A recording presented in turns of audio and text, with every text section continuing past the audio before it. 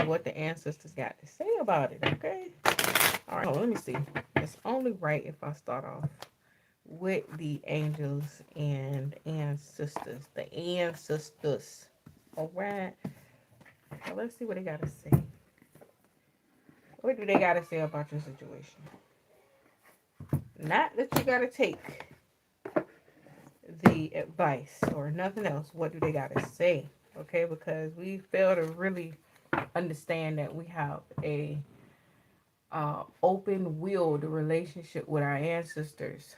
All right, when we talk about ancestors, we are directly talking about your grandparents, your aunts, your uncles, maybe certain people that have passed over that you were directly in contact with here in this lifetime. That those are your ancestors in the way that we connect. A lot of people won't tell you those things. Okay, so um we're not talking about ancestors that was from 3, 4, and 5 generations before you. We're talking about the ancestors that are right here. That narrows it down to a lot of people because a lot of people have this broad scope of what the ancestors mean. And some people don't even know, like, they're like, do I really have ancestors, or am I just receiving these messages just because?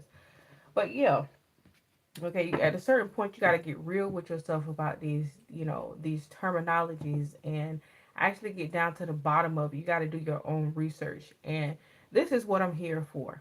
This is what my channel is for. This is what I'm here for, and I'm just stuffing into my voice when it comes to that. All right,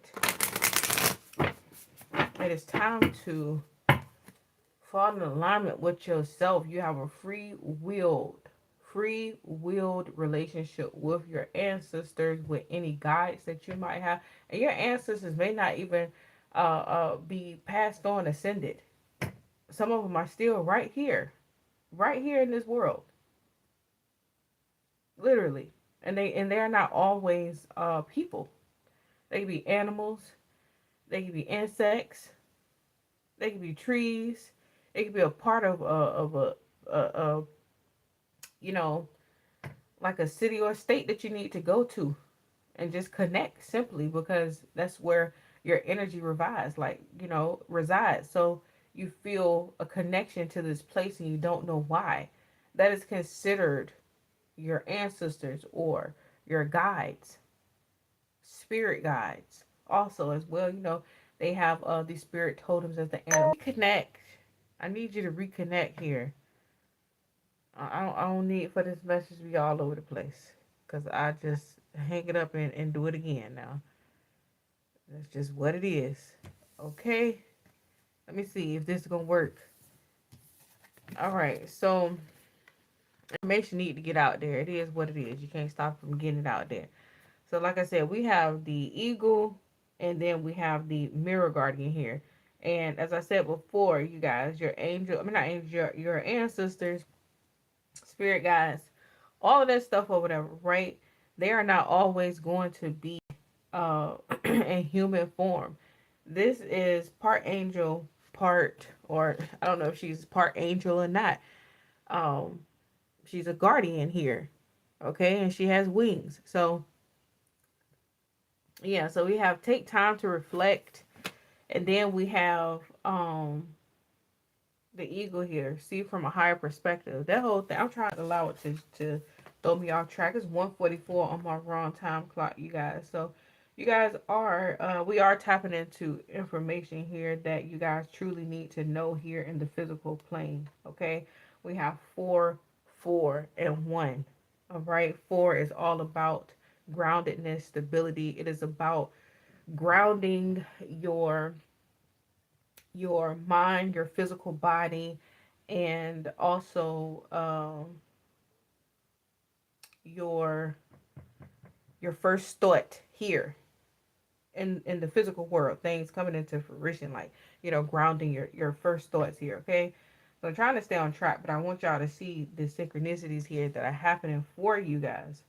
All right, so like I said, we have wings here, so birds may be very significant. There could be a lot of birds that are chirping and quacking at you, a lot of crows, or you could be seeing eagles, you could be seeing like the phoenix, symbol or sign everywhere, or like I said, there's another confirmation. You could be seeing birds, all types of different birds, peacocks, all that stuff, right? But yeah, your your guides are saying, the answers and your guides are saying that you need to take some time to reflect on the situation, because is it truly what it is that you want to experience? Is this the experience that you want to experience here? Whatever it is that you caught up on, thinking about, seeing from a different perspective here, whatever it is you're thinking about, whatever it is you're caught up on, right? Was it truly all of what it was? Or in your mind did you have this your own like thoughts of it, like you were experiencing something completely different from what the actual situation was? So they're asking you to pause and question yourself here, and ask yourself, like, really, for real, in the real world, outside of your mind, outside of what you were fantasizing about, outside of what you wanted it to be, right? Taking all of those aspects away, was it really the experience here that you wanted to experience? Is it the lived experience that you want to have in love with this person, in love in general? Is this the lived experience that you want to have with your children? Is this the lived experience, or having children with this person? Be watchful. That's a message to somebody. Watch the people that you're procreating with. Okay? All of the DNA that is in this person, if they're not treating you right, if they have a shabby character, if they cannot keep themselves afloat and still be you know, still be a human being when they're upset or feeling some type of way in life, like, these are all the things you need to think about, okay? Then guess what's going to happen? All of these person's character traits are going to be given to your child, mixed with your character traits. And then you have to deal with a child that is going to reflect their parent, that your partner, that's going to reflect all of those qualities, all of those traits. We joke and say, oh, they just like their mother or their father, or they look just like, their mother or their father, or whatever the case may be, right? But when it comes down to when the child start acting a certain way, you be like, no, that ain't come from me. That came from such and such and such, or whatever the case may be, right? You see what I'm saying? These are not jokes. These are actual real things that are happening here. So the question is that, do you really want to have this child with this person? Do you really want to be in a relationship with this person? Do you really want love with this person? What does love mean to them? How do they experience love? How are you experiencing love with this person outside of what you're fantasizing about? Okay? Is this the experience that you want to have with this job?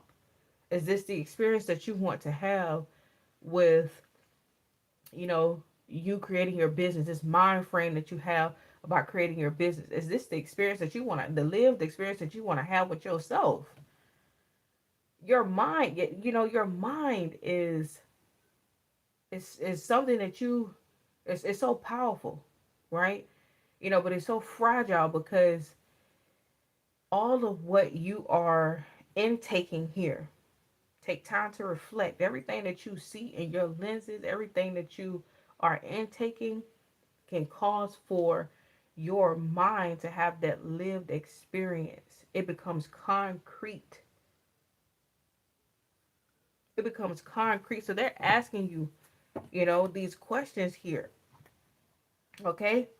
They're telling you it's time to sit back and reflect. This is an energy, the energy that you're feeling right now. The reason why all of this stuff is happening, like, you feel like this pressure, you're in a pressure cooker, and all these, memories keep coming back, and stuff just keep coming over you, and stuff like that, and blah, blah, blah. This is the time to sit back and reflect, to allow yourself to see what's coming up, so that you can see it from a higher perspective here. The ancestors said it's time. It's time for that. Okay? Again, this could be your mother speaking to you. This could be your father speaking to you. If y'all not getting these confirmations, y'all, this could be your father speaking to you. This could be a coworker speaking to you. You know, these could be guides that are here, right here, that you may not even feel like, because you thinking that these are some distant people that are ascended way above you, and you know, that are passed over, or you know, you have this like, I don't know. I don't know. But yeah, you're having a lived experience. So guess what you're gonna receive? You're gonna receive a lot of lived experiences with guides, ancestors, spirit guides, spirit totems. You know, all of that in the living, waking world. That you're gonna experience all of those things when you close your eyes at night. You know, if it's any guides, if it's anybody on the other side, they're gonna communicate and connect to you through you putting your body to rest and your spirit traveling to where its home is. Because the spirit doesn't rest, it doesn't need rest. It's energy, it doesn't need rest. So when you wake up and you feel restless and you have all of these, you know, like inner knowings, or like these itches or urges, or like, you know, this niggle in your belly here, your intuition, or it's like you wake up with this knowing of something or with a message, that is because you spent time with the people on the other side. But a lot of your lived experiences, these are people that are. That's why you gotta watch the circle that you run. If you run a whole bunch of birds, then get, and I ain't, we talk about birds and stuff like that or whatever.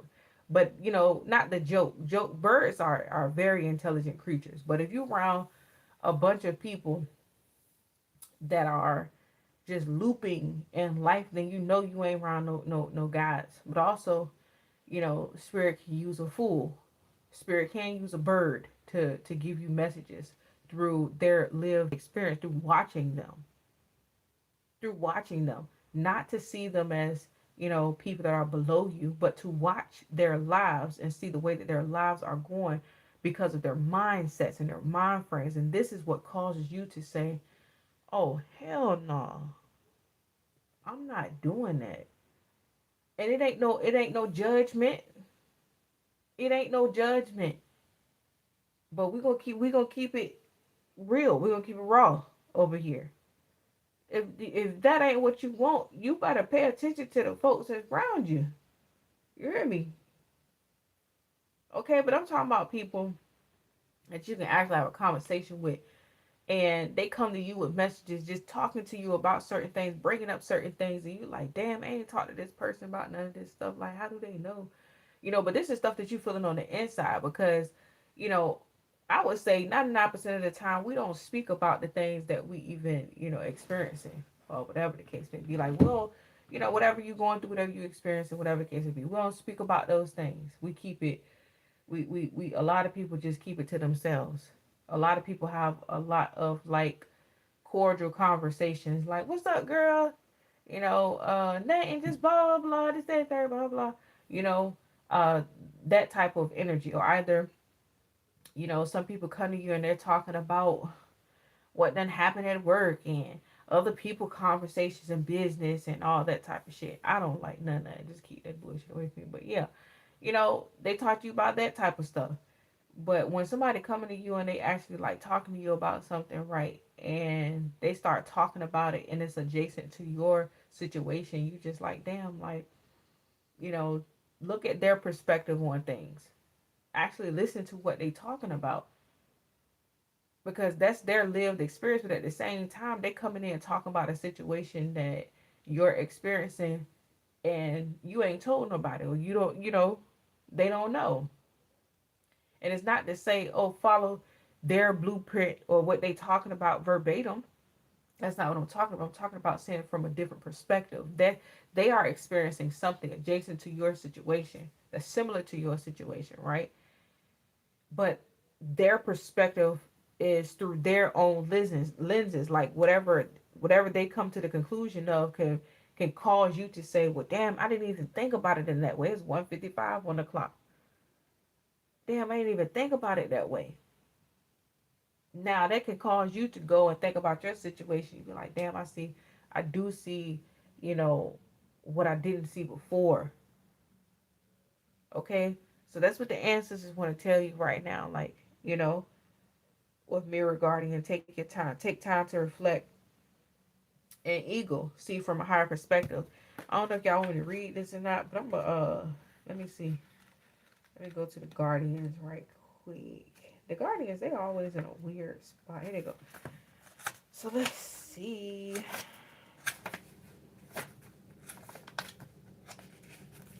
All right, I went past her. So she is the Air Guardian, Earth Guardian, the Fire Guardian, the Angel Guardian, the Heart Guardian, the Magic Guardian. She's the last one, or second to the last one, whichever one. All right, so we have. So the message is this. It says take time to reflect on your strengths and challenges and how far you've come. Recognize your gifts here.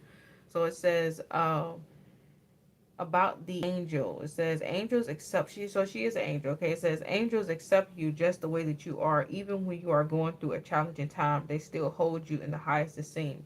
It says the mirror guardian, a female angel looking into the mirror of life, invites you to witness your spiritual strength and beauty, to see yourself as angels do. It says the mirror represents the fact that your core beliefs and ideas are in fact what reflect back to you and into the world. Okay? You see what I'm saying? Or into your world. It says your life is a big mirror, is one big mirror of how you feel within the mirror, how you feel within, and the mirror guardian helps you to recognize that. You see what I'm saying? It says, when this card appears, you are being invited to take some time to see where you are right now. So the extended message here is you are a beautiful being who has surmounted so many challenges and expanded in so many ways. Your angels are now guiding you to take inventory of your life. Take time to note all of your recent experiences, the challenges you have surmounted, the strengths you have developed, and the lessons you've learned. It says your angels want you to reflect on your strengths, in particular, those aspects of yourself that you feel have not been acknowledged by others. Offer yourself approval where it's due, and know that when you give yourself credit, others will be able to do as well. All right.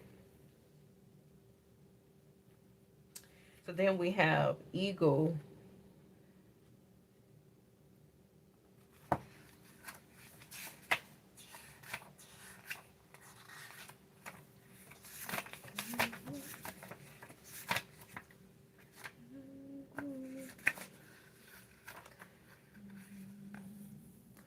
All right. So the message here is look at things from a different angle, fly higher, and see new possibilities. So it says in animal medicine, both Native American and Celtic, the eagles the eagles draws his power and strength from the sun. He is a powerful, strong, and courageous guide who is able to see for miles.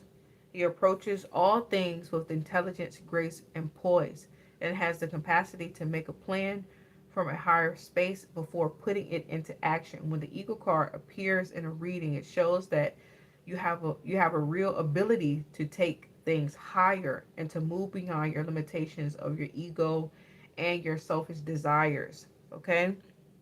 The extended message, ego medicine swirls around you, encouraging you to recognize that your views or visions may be limited at this time.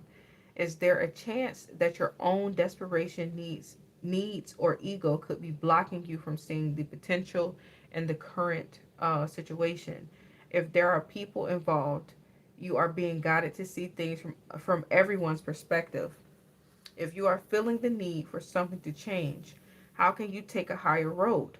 Know that if you have intentions that aren't for the highest good, it will only hold you back. Eagle medicine can help you change this. The eagle brings the energy of healing and love directly from the heart of Father Sky and invites you to do all things from a place of love. All right, y'all. That has been the message from your ancestors and angels here. Bye.